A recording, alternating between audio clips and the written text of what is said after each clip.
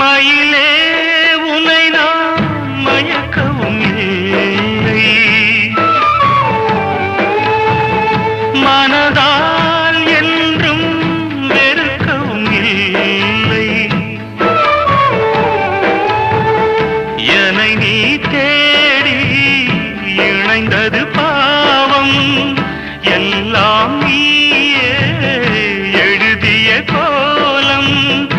இந்த நிலை